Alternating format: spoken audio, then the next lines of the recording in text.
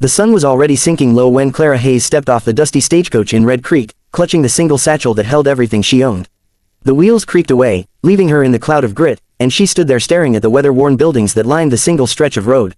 Men leaned on posts outside the saloon, their eyes quick to notice a stranger, especially a woman traveling alone. She adjusted her faded shawl around her shoulders and tried to steady her breath, reminding herself that this was her last chance to find a place in the world before the desert swallowed her whole. She had buried too many dreams already, her husband first, then her home, then the small comfort of belonging anywhere. Each loss had carved something out of her, and though her back was still straight and her eyes still sharp, there was a tiredness to her soul that no one could see unless they looked long enough. She kept her chin high, refusing to let the whispers from the saloon porch shake her. There was talk that a ranch outside town was hiring, and talk was all she had to follow. The walk was longer than she expected. Dust clung to her hem, the straps of her shoes rubbed blisters into her heels, and the weight of her satchel seemed to grow heavier with each mile. She thought of turning back more than once, but there was nothing to turn back to. So she pressed on, until the wide iron gates of the Maddox Ranch rose out of the horizon. The land stretched far and proud, cattle speckling the fields, ranch hands moving like shadows against the glow of the setting sun. She hesitated at the threshold, gathering the courage to take the final steps that would decide whether she had a future here or not. The main house loomed solid and quiet, a place built to withstand storms and men alike. Clara smoothed the wrinkles of her dress with trembling fingers and lifted her hand to knock. The heavy door swung open before she touched it, and she found herself face to face with Colt Maddox. He filled the doorway like a wall. Broad shoulders beneath a dark shirt, sleeves rolled to his forearms where scars and hard muscle told stories of survival. His hat-shaded eyes that were as steady as they were piercing, the kind of eyes that saw everything and gave nothing in return. He smelled faintly of leather and smoke, and the air seemed to shift around him, heavy with the gravity of his presence. "What do you want?" His voice was deep, rough, each word edged like flint striking steel. Clara forced her voice not to waver. "I heard you were hiring. I can cook, clean, mend clothes, tend to wounds if needed. I need a chance." He leaned against the frame, studying her with an expression that revealed neither kindness nor cruelty, only calculation.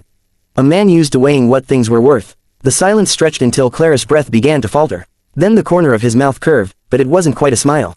"Once I use my tongue on you, there's no escape," he said, his tone low and deliberate, words cutting across the air with more force than she could have imagined. Her stomach lurched, heat rushing to her face, though she couldn't tell if it was anger or something far more dangerous. Her fingers tightened around the strap of her satchel. She should have turned away. Instead, her body betrayed her, shivering, caught between fear and a pull she couldn't name.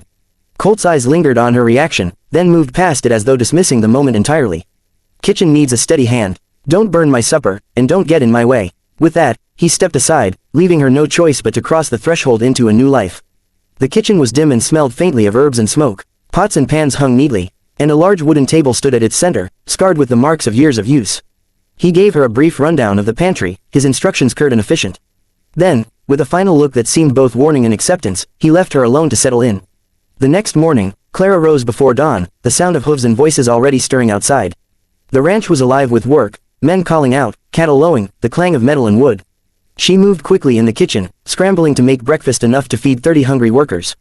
Her hands shook at first, but she forced herself to keep moving, pouring her effort into every pan and pot as though her survival depended on it. And in truth, it did. The ranch hands ate with loud voices and rough laughter, some barely glancing her way, others letting their eyes linger too long.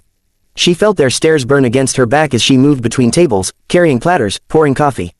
But Colt's gaze, when it swept the room, was enough to keep their remarks low and their hands to themselves. He didn't speak to her, but she felt his presence more than any of their noise. Days blurred into weeks, and Clara grew into the rhythm of the ranch.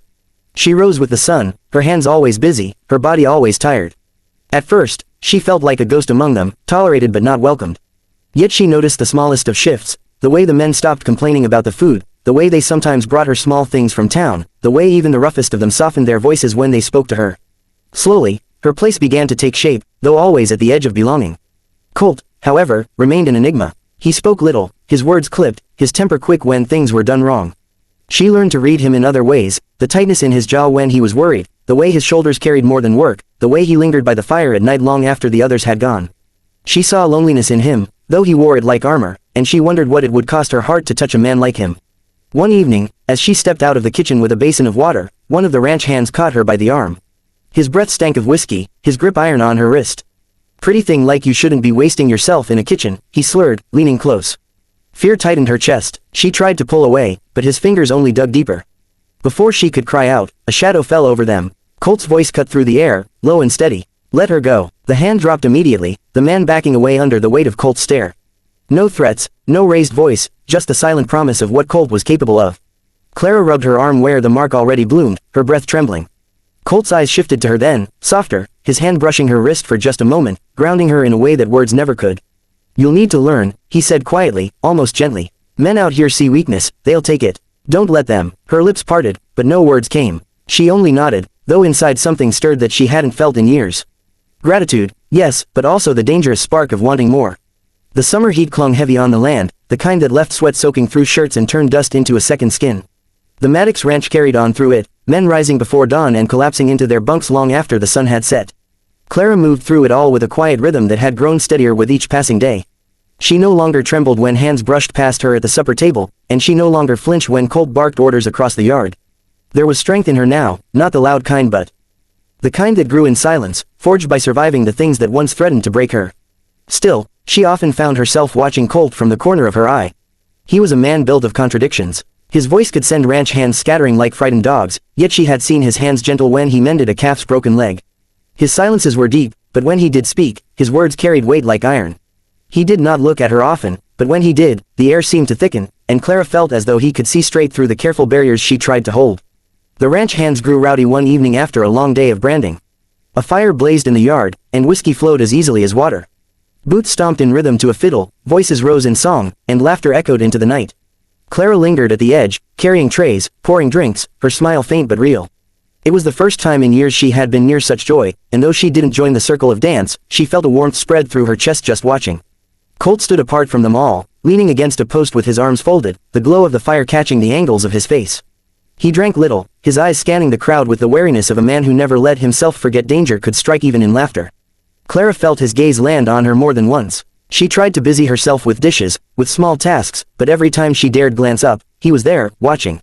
When the fire began to dim and the song softened, Clara slipped away toward the barn, craving the quiet after so much noise. The night was cool, stars scattered across the sky in unbroken beauty. She walked slowly, her fingers brushing the rough wood of the stalls, her breath steadying.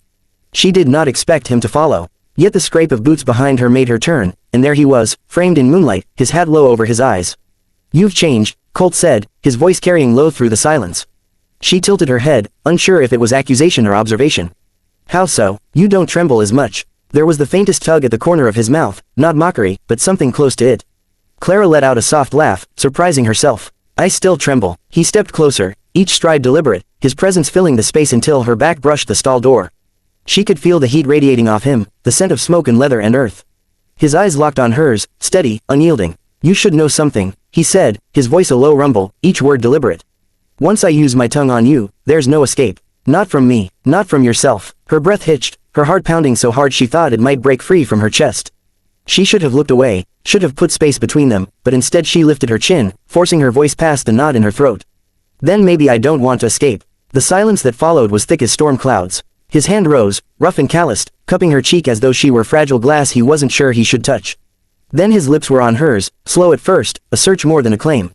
The kiss deepened, heat and fire, and Clara felt the walls she had built around her heart fall one by one.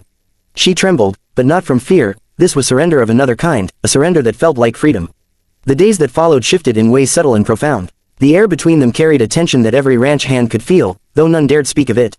Colt still barked orders, still carried himself with the same hard authority, but when his gaze fell on Clara, there was something softer there, something no one else was allowed to see. At night, when the ranch grew quiet, their stolen moments became longer, lips and hands learning each other in the shadows of the house and barn. Clara discovered pieces of him she had never expected. The way he carried scars not just on his skin but in his soul, loss etched deep into the lines around his eyes. He had lost a brother years ago in a range war, and though he spoke of it rarely, the silence that followed told her everything words could not. She learned his anger was not cruelty, but a shield he wielded against a world that had taken too much from him. And in turn, he learned that her strength did not come from never breaking, but from rising every time the world tried to crush her down. But peace in the West never lasted long. Trouble came to the Maddox ranch like a storm on the horizon. A rival rancher, bitter over land and water rights, brought armed men to stake a claim. The threat had been whispered for months, but one afternoon it arrived in the thunder of hooves and the glint of rifles. Colt gathered his men quickly, his voice calm though the air was charged with danger.